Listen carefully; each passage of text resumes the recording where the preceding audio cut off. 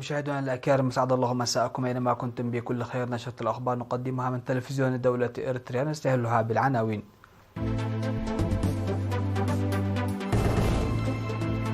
الرئيس السياسي أفورقي يهنئ الرئيس سلفا كير ميارديت.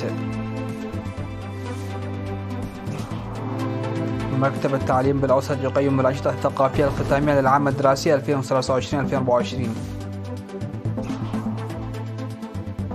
الاتحاد الوطني للشباب طلبة إريتريا في عنسبة يشيد بدور الشركاء في القضية الشبابية. الصين تدين افتراءات الناتو في خطة من قمته بواشنطن.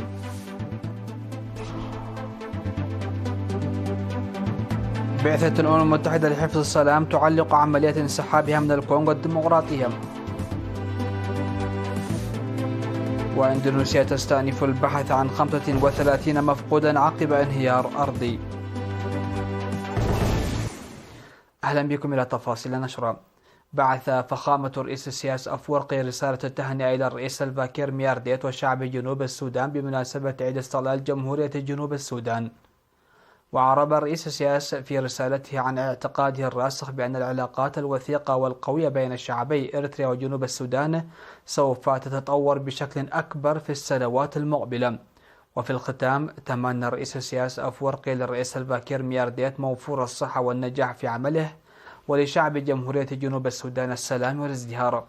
أعلنت جمهورية جنوب السودان استقلالها في 9 يوليو للعام 2011. أقام فرع وزارة التعليم بالإقليم الأوسط اليوم الأنشطة الثقافية الختامية للعام الدراسي 2023-2024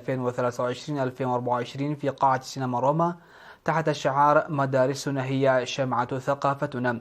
وقال رئيس متابعة الثقافة المعلم سلمون برهم إن الأنشطة التنافسية تهدف إلى تعريف الطلاب بثقافة وتقاليد وتاريخ وعادات وتراث قومياتنا وغرس حب الوطن واحترام القيم والموارد الوطنية. وشملت المنافسات مسابقة القراءة والكتابة ومسابقة الخطابة والمناظرة ومسابقة المعلومات العامة والتربوية ومسابقة الرسم والتصوير والابتكار والحرف، بالإضافة إلى مسابقة الموسيقى والدراما. وأشاد بالطلاب على إبداعهم وحماسهم وحثهم على إيجاد حلول لمشكلة توريد الآلات الموسيقية والابتكار والرسم. وقال رئيس فرع التعليم بالإقليم الأوسط الأستاذ بلاي هبت جابر إن الأنشطة المنهجية الإضافية التي يتم إجراؤها إلى جانب التعليم الأكاديمي تخلق الوعي والدعم بين الطلاب. وأشار إلى أنه سيتم العمل على توفير الأدوات اللازمة لتعزيز وتطوير الثقة بالنفس والإبداع لدى الطلاب في المستقبل. في الختام تم تسليم الجوائز للفائزين، وقد تم اختيار مكتب التعليم في الجنوب الشرقي كبطل للعام 2024 وحصل على الكأس. قال فرع الاتحاد الوطني للشباب والطلبة بإقليم عنسبة في التقييم الذي أجراه يومي 4 و5 يوليو، قال إن فهم وإدراك الجهات المعنية بشأن قضايا الشباب تستحق الثناء. وركز الاجتماع الذي حضره مسؤولو المديريات والمدراء التنفيذيين في المديريات وممثلو الطلاب على توسيع منظمات الاتحاد وإجراء حملات اجتماعية وسياسية وتنظيم التدريبات المدنية والمهنية وزيادة مساهمة الشباب في المجتمع. وبناء على ذلك تم إجراء حملات واسعة النطاق في جميع المدارس المتوسطة والثانوية والمجتمعات، وتم تدريب حوالي 4000 طالب وشاب في المجالات المهنية والاجتماعية والمدنية. وأقيمت أسابيع شبابية ناجحة على مستوى المديريات والإقليم. وقال رئيس الفرع الشاب عزازي برخة آبه إن الجهود الرامية إلى إنزال منظمات الاتحاد إلى مستوى إدارات الضواحي ظلت تحرز تقدما جيدا، وأوضح أن بلوغ الهدف المنشود يحتاج إلى العمل بجدية. وفي الختام حث كافة الهيئات الحكومية والجبهة وكذلك المجتمع بأكمله على مواصلة مساهماتهم. تم تخريج 93 طالبا تلقوا تدريبا مهنيا بالتعاون مع مكتب الاتحاد الوطني للشباب والطلبة في مديرية تسناي والمؤسسات الصحية والتعليمية. وقال رئيس مكتب الاتحاد الوطني للشباب والطلبة في المديرية الشاب ملس جبراي إنه تم تدريب 60 طالبا على الإسعافات الأولية و33 على العلوم الاجتماعية خلال البرنامج الذي استمر لشهرين، مناشدا الشركاء لتعزيز دورهم. وقال مدير إدارة فانكو إبراهيم الحاج إن الإدارة ستقوم بدورها لضمان عمل المتدربين بشكل صحيح. تسببت الأمطار الغزيرة التي هطلت في 2 يوليو في منطقة دماس مديرية جند أقليم شمال البحر الأحمر بأضرار في المنازل. وذكرت وكالة الأنباء الإريترية إيرنا أن الكارثة الطبيعية دمرت جناح الولادة وغرفة انتظار الولادة في المنشأة الصحية، كما تم إخراج 4 ألواح شمسية من الخدمة. وأضاف التقرير أن مباني سكنية وكنيسة تعرضت أيضا لأضرار جزئية. استشهد المناضل إدريس عثمان حمد سوتاي يوم 9 يوليو عن عمر يناهز 74 عاما. انضم إدريس إلى جبهة التحرير الإريتريا في فبراير 1967، ومن عام 1971 إلى عام 1973 خدم في القوات الشعبية وجبهة عبل، ومن عام 1973 إلى عام 1977 في الجيش المقاتل لقوات التحرير الشعبية الإريتريا، ثم في فرع الشؤون الاجتماعية الإريترية للمعاقين، وشغل منصب الإدارة الجماهيرية ولجنة النقل الأقتصادي. وبعد الاستقلال شغل منصب مدير غردات، وخدم شعبه ووطنه بوفاء وإخلاص حتى يوم استشهاده. الشهيد إدريس عثمان السوتاي متزوج وأب ل8 أبناء، وقد وري جثمانه الثرى عند الساعة 4 من عصر اليوم 10 يوليو في مقبرة الشهداء بأسمرة. يعرب الجيش الشعبي عن حزنه العميق لاستشهاد المناضل إدريس عثمان حمد سوتاي، ويتقدم بالتعازي لأسرته ورفاقه وزملائه.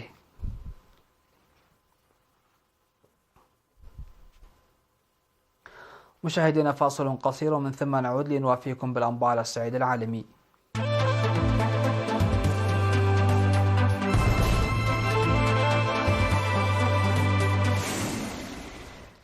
أهلا بكم على الصعيد العالمي. أدانت الصين بشدة افتراءات وهجمات حلف الشمال الأطلسي بعدما اتهمها رئيس التكتل الدفاعي قبل ساعات من قمة في واشنطن. ويستضيف الرئيس الأمريكي جو بايدن في واشنطن على مدى 3 أيام قادة دول حلف الشمال الأطلسي، وكذلك قادة أستراليا واليابان ونيوزيلندا وكوريا الجنوبية.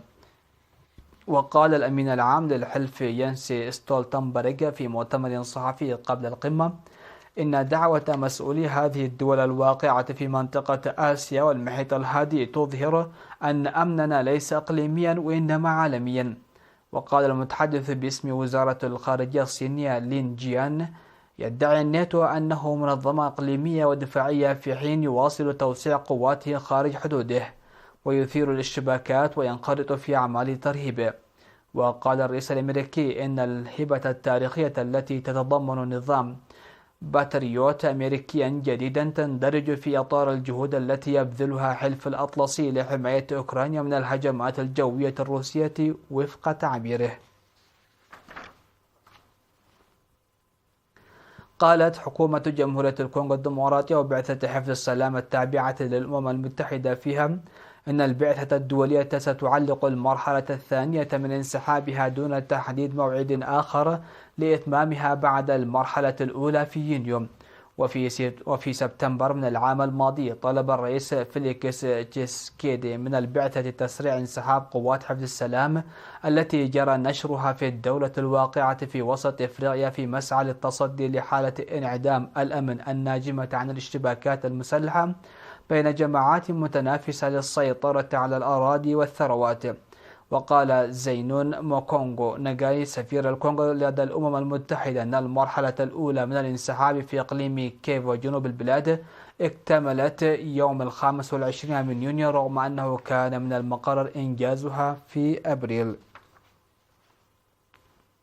قالت وكالة البحث والإنقاذ الإندونيسية إنها نشرت مروحية والمئات من رجال الإنقاذ مع استئناف البحث عن 35 شخصا ما زالوا مفقودين عقب انهيار أرضي في منجم غير قانوني للذهب في جزيرة سولاويسي أسفر عن مقتل 23 شخصا على الأقل. وتسببت الأمطار الغزيرة في حدوث الانهيار الأرضي في منطقة سواوا بإقليم غورونتالو ما أدى إلى محاصرة عمال مناجم وبعض السكان الذين يعيشون قرب المنجم. وقال سلامة المسؤول في وكالة البحث والإنقاذ والذي يعرف نفسه باسم واحد فقط مثل كثير من الأندونيسيين إنه جرى استئناف جهود البحث بعد توقفها مؤقتا بسبب الأمطار الغزيرة. وتشهد إندونيسيا انهيارات أرضية بصورة متكررة، ويزيد من خطورتها في كثير من الأحيان إزالة الغابات وأنشطة التنقيب المخالفة للقانون التي يطلع بها عدد صغير من الأفراد في مناطق نائية يصعب على السلطات ضبط مثل هذه الأنشطة فيها. وضعت المركبة أريان 6 في مدار الأقمار الاصطناعية الصغيرة التي حملتها إلى الفضاء بعد 1 ساعة و6 دقائق من إقلاعها من مركز كورا الفضائي في غويانا الفرنسية لتتكلل بالنجاح الرحلة الأولى للصاروخ الأوروبي. وقال المدير العام لوكالة الفضاء الأوروبية جوزيف أشباخر تعليقا على نجاح المهمة: هذا يوم تاريخي لوكالة الفضاء الأوروبية ولأوروبا، وبهذا النجاح تستعيد أوروبا استقلاليتها في مجال الرحلات إلى الفضاء. ويمثل نجاح مهمة هذا الصاروخ العملاق البالغ طوله 56 مترا عودة أوروبا إلى قطاع الفضاء بحسب رئيس النقل الفضائي في وكالة الفضاء الأوروبية تونا تولكر نيلسون. وفي رحلتها الأولى حملت مركبة الفضاء أريان 6 11 قمرا اصطناعيا جامعيا صغيرا ومعدات لتجارب مختلفة، فضلا عن كبسولتين لإعادة الدخول إلى الغلاف الجوي.